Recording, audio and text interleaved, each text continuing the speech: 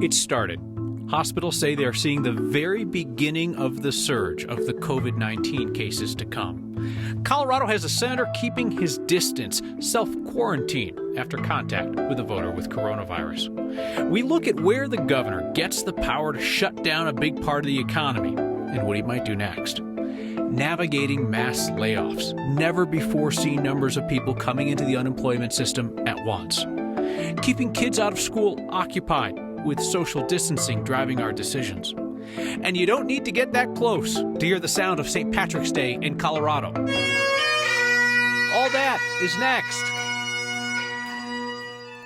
Landlocked Colorado is an odd place to talk about hurricanes, but they do give us a sense of what scientists say is coming from coronavirus. First, showers here and there, then isolated, intense storms, and then comes the surge. Healthcare workers who are bracing for that surge tell us that they have started feeling raindrops. Today, the State Hospital Association confirmed it. There is a clear increase in the number of respiratory illnesses that require people to come into the hospital. Now, it's nothing that they can't handle now, but they know that these are just the outer bands of the COVID-19 pandemic. Hurricanes are foreign to most Coloradans, but you've seen it all on TV. People boarding up, taking measures to protect those who live in the lowest lying areas because, like with this storm, we know who is going to be most at risk. Now, unlike a hurricane, the path and intensity of this coming storm, it can be shaped and shifted by our behavior and our choices. It's not too late to make the storm easier on our neighbors through social distancing, by having that tough conversation with your boss about working from home, and by realizing that it is only in the outer bands of the storm that we can still change its course. Colorado now has a senator in self-quarantine. Republican Senator Gardner is keeping his distance from voters, staff, and pretty much everyone else because he came in contact with a constituent who later tested positive for coronavirus. Gardner says they met at his office in D.C. Gardner says at this point doesn't have any symptoms, continues to still work on coronavirus relief. President Trump wants all American workers to get a check from the federal government to get through lost work and income. Now, the White House says that amount should be significant. Colorado's Democratic Senator Michael Bennet thinks it should be precisely $4,500. Bennett's backing a Democratic proposal to pay that amount to all adults and children in the U.S. It would be paid out in 3 installments, the first being $2,000. The rest of the money would be sent out over the course of the year, and only if the health emergency continues. Business owners are making thousands of heartbreaking layoffs across Colorado right now, and the state's unemployment insurance system is dealing with unprecedented numbers. Meanwhile, there's another form of currency that's going around. Here's Jeremy Hohola. It's strange. Quiet places, an emptiness there. We'll probably make a decision in the next 24 to 48 hours on how to handle it. Likely a final goodbye here. All in it together, bitches. At the local 46 bar in the north side. You probably shouldn't have touched. Nia Gingrich is sending her staff home with a bit of hope and some drinks and food. They won't come back for weeks as bars and restaurants shut down. All of our staff are waiting to find out from us what the best move for them all is. If hope is a currency, there's plenty of it here, perhaps at a time when it's needed the most. I'm just trying to be cool, calm, and collected, and we're all in it together, and we will get through it, and I feel comfortable that our businesses will survive this. Colorado's Department of Labor reports nearly 7,000 people have filed for unemployment Tuesday morning. Many of them servers who've been told to go home. More will come asking for help. We think in the tens of thousands of people will start applying for unemployment insurance. And I think, people last night or today found out what their employment situation looks like if they're in the bar and restaurant entertainment business. Unprecedented numbers. The online system to process claims has been overwhelmed. We know we're going through some uncharted, unprecedented times. Hopefully this is just a blip on the radar screen, and this is some life lessons that are really testing all of us. Hopefully. The owner of the Blake Street Tavern has been trying to help the 80 people he laid off find other work. If hope is a currency, the pandemic hasn't bankrupted anybody here, even amid a massive long shutdown. I've got my 2 kids at home, but I've got my 80, 90 kids here. And we're going to get through this. I mean, we're going to come back with a fury when this all ends. I'm trying to make sure and, assure our staff that they know they will have a home to come back to and a job to come back to. And I see us being busier than ever when we reopen after May. For Next, I'm Jeremy Hohola. So here's one trick that the state gave us. If you're filing for unemployment online, remember to keep pressing the Save and Finish Later button as you go along. That's going to help if the system crashes in the middle of your claim. It's also important to note, you file when the wage loss happens. So if you're still getting paid for a week or 2 weeks or 3 weeks, don't file right away. You need to wait until you stop getting paid or else you could be denied. So this is day one in our era of takeout and delivery only, when small groups have become the new big gatherings. Some of you are asking what could come next. Our Marshall Zellinger looks at the power of state leaders and local health departments to dictate life in the name of safety. First, it was the 6-foot rule. Then schools shut down. The ski resorts closed. And now, no sit-down restaurant service. The ski resorts were the work of an executive order by Governor Jared Polis. But takeout only and the closing of gyms, theaters, and casinos. That comes from this 6-page order from the director of the state health department. It's based on this state law that spells out what the Department of Public Health and Environment does. Its very first power is to close theaters, schools, and other public places and to forbid gatherings of people when necessary to protect the public health. During a conference call today, I asked what it would take to enhance the closing to include shopping malls or salons. We're continuing to look at the social distancing measures that might be needed to protect our communities and having policy discussions about those. Nothing specific, but it's within their power to enhance the restrictions, just like within cities. The Denver Department of Public Health issued this 2-page order yesterday, even before the state did, restricting liquor stores and restaurants to carry out, drive-through, or delivery. This order also defines what a mass gathering is and is not. A mass gathering is not an airport or airport concessions, mass transit, shopping malls, childcare, grocery stores, homeless shelters, religious gatherings, protests, jury duty, and legislative meetings. I told you what mass gathering is not. According to this, it is something that happens in an auditorium, stadium, arena, theaters, or large conference rooms. So if the mayor, or if this were higher, the governor wanted to change, or the public health departments wanted to change this, in Denver at least, all you would have to do is cross out from what a mass gathering does not include and then write it up top in that first paragraph of what it does include. It's as simple as editing the document and you shut down another industry, essentially, Kyle. So the answer that I've been giving people, and Marshall, that was a much more fulsome answer, but you're a lot smarter than I am. When people ask me, how much power does the government have in this situation? The short answer is a lot. Whatever it thinks is going to prevent the spread of something that impacts our public health and safety. And that is very broad, and they could create whatever paragraph they want to convince us that it is in our public safety, whatever they deem necessary. I've made it my mission to find something to smile and laugh at every day, and today it's going to be your tie. It's partially green, right? I like it. It's nice. It's very festive. Thank you, Marshall. Appreciate it. Yeah, it's very nice.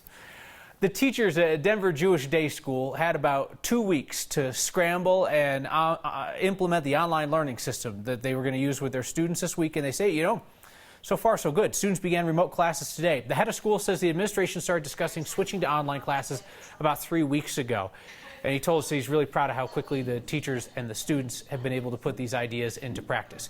Now, before going ahead with this, they made sure that every single family in the school had access to the internet. They also lent out some equipment to students who did not have a home computer. So everybody's on board now. 2 more weeks of remote learning is what they know they're going to do. I think we're all expecting stuff like this could get well extended beyond spring breaks. In the case of that school, it's April 7th. Online learning began today for Chatfield Senior High School students, so the building is basically deserted, but not totally empty.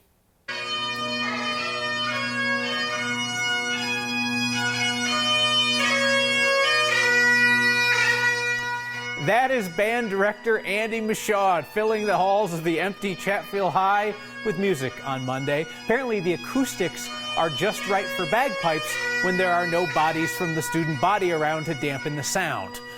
Our thanks to PE teacher Brett McGatlin for sending that to us. Not the only person to holler "hey" next when they heard the sound of bagpipes.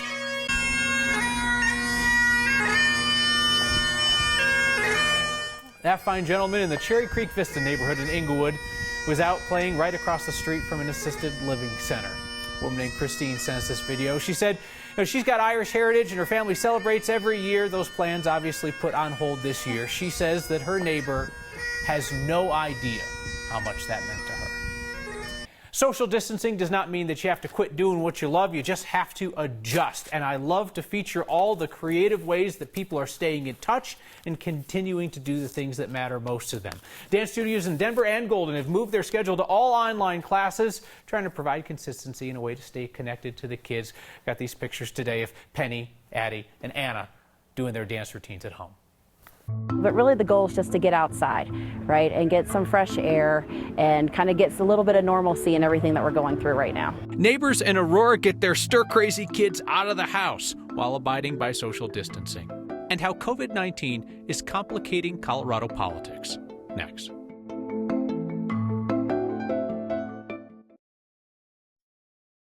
Seeing people working from home, learning from home, dancing from home. Today I've noticed that a few of you are drinking from home. Responsibly. Some virtual happy hours being organized for St. Patrick's Day. We got invited out, so to speak, by some folks in Arvada who got together via video chat right at 5 o'clock, drink in hand. And everybody chipped in on Venmo. They're trying to raise a little money for one of their favorite local restaurants, Jack's Bar and Grill, because it's forced to close to dining in.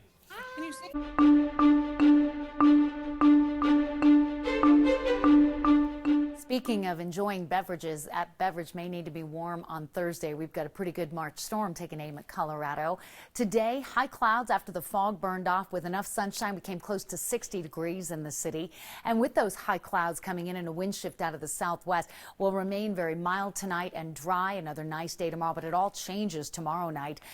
Concerns for blizzard conditions up in Wyoming and Nebraska. Denver goes under a winter storm watch on Thursday for about 3 to 7 inches of snow. The worst of it will be the wind, and that's why there are blizzard warnings that will go out through Friday morning for areas like Cheyenne and Scottsbluff. The wind may also be an issue across the Continental Divide and Western Slope, where winter weather advisories are posted. Tonight, we're dry, a few clouds drifting in. Tomorrow afternoon, we see rain and snow developing west of the Continental Divide. A mild day, close to 70 for some areas tomorrow. Tomorrow night, we get rain. It is overnight tomorrow night into Thursday that rain changes to snow, and right now it's looking like 3 to 7 inches of snow. The heaviest will be west and south, all winding down by Friday morning. Partly cloudy, dry, 35 tonight with less wind. Tomorrow, sunshine and 64 degrees in the city. Rain showers tomorrow night, all snow on Thursday, the start of spring, no less. Clearing out, but cold Friday, a warming trend heading into the upcoming weekend with temperatures back close to 60 degrees on Tuesday. Of course, always a great time to check out the 9 News weather app, Kyle, if you haven't done that. Thank you, Kathy. Deadlines to run for political office don't just stop because of a pandemic, and today was the deadline to turn in signatures to qualify for the primary ballot. Democratic Senate candidate Lorena Garcia said she turned in 13,000 signatures to qualify for that U.S. Senate primary. It's an impressive number of signatures, but she needs a bit more than 10,000. So that could be a tough squeeze once you take into account any duplicates or errors or other invalid signatures. I would have liked to have turned in a lot more, but the circumstances that we were faced with, the coronavirus and the state not doing anything to support petitioning candidates, I'm pretty darn impressed that we submitted what we did. She said that if she didn't have enough valid signatures, she would consider going to court and asking a judge to put her on the ballot anyway. That is what another candidate with far fewer signatures said that she would be doing. Michelle Farina-Warren said she turned in 9,000 signatures today, fewer than required. So typically that would be an absolute non-starter for getting on the ballot. But in an email, she said that she would petition a court to let her on the ballot due to unforeseen barriers. She's also suggesting that there might be another week of signature collection once the state of emergency has passed. Another Democrat in that Senate race, Andrew Romanoff, is trying to qualify through the state assembly process, not with signatures. He tweeted that it would be unfair to penalize candidates who did try to collect signatures. Former Governor John Hickenlooper, another Democrat in that race. There's less of them than there were before, but there's still a ton. He also collected signatures, turned them in last month, found out yesterday he had plenty. He's officially on the June 30th primary ballot. Coronavirus caused the cancellation of almost all large gatherings. It's not stopping a neighborhood in Aurora from celebrating St. Patrick's Day. I think there's a lot of kids home from school right now, right? And just a few days in are getting a little bit of cabin fever. Get the kids outside. Next.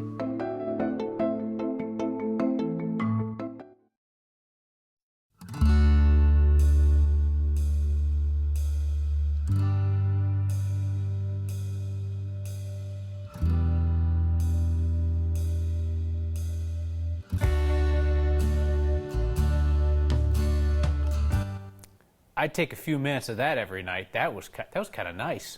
So last night you gave us this whole stack of suggestions on what you would like to see on next as we kind of hunker down together for some tough weeks ahead.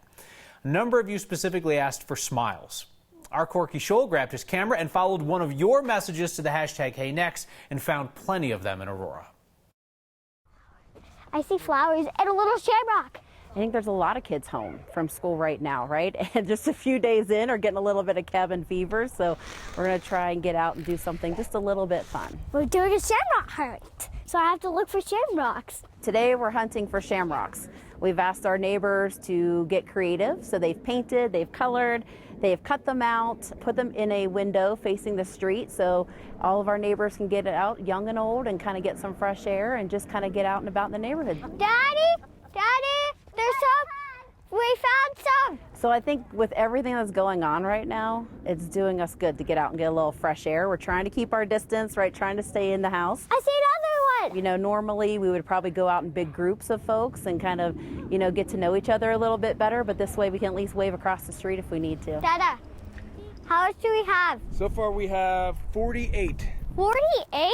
Woo, that's a lot. You know, this street is usually filled with kids. There's not a lot of folks out right now. So you kind of see them every once in a while, but you know, the kids need to get out and it's important for us to show them. Oh, there's one over there too, that, you know, we can still go out and do things and, you know, they understand that there's something going on, but we don't want them to be scared. I see another shamrock. But I think it's just about people getting outside, right? And maybe not being able to go up and talk to your neighbors, but at least know that if you see a shamrock in that window, that they're kind of, you know, want to be part of something too during this time that they're kind of held up at home. That's great. We know of at least 2 neighborhoods that are doing that. Your feedback includes someone who wants me to send a message. Next. A note from a younger viewer on Instagram. My parents and I have been getting into arguments this week because they aren't really taking the coronavirus seriously. They see the news and listen to some degree, but they think that they're going to be fine and that it's blown out of proportion. Could you do a segment on how to talk to people about this? Or share some guidance on why people should not be going out and about? All right, if you are watching this program with someone in the room who is not taking this seriously and doing what they need to do to keep people safe, wave at that person. Now listen to me. COVID-19 is more contagious than the flu, it's more deadly than the flu, and this is our opportunity to get ahead of it.